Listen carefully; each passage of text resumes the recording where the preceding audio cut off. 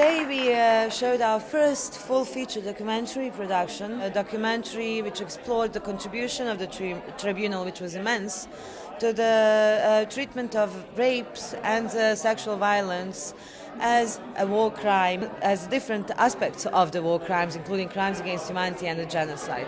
It is an extremely important documentary because it actually provides a historical overview of the developments in the international community's attempts to deal with this problem.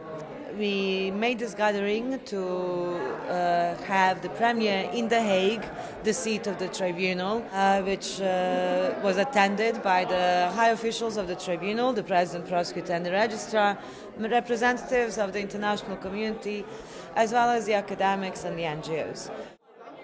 What surprised me the most is perhaps the level of the way the court has been able to develop the limited statutes on this, how it's been able to develop international law. It's quite interesting and fascinating, really.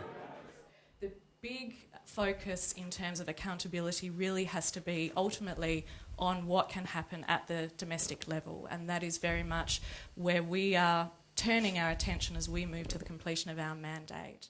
The ICTY was the first international criminal tribunal to enter convictions for rape as a form of torture and for sexual enslavement as a crime against humanity.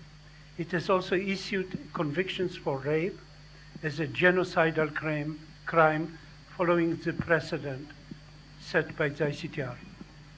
Acts of sexual violence can be and frequently are a major instrument of war, and they are subject to prosecution.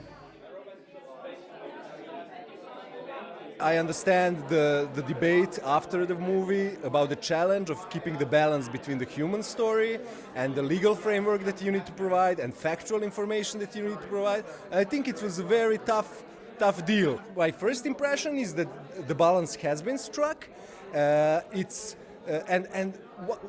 Actually, what's most important for me to say is that I'm very glad that the ICTY did this movie, because I think it's very important that the tribunal itself actually produces these kind of documentaries, and I think it's a very good choice that sexual violence as a topic has been the first movie in this series.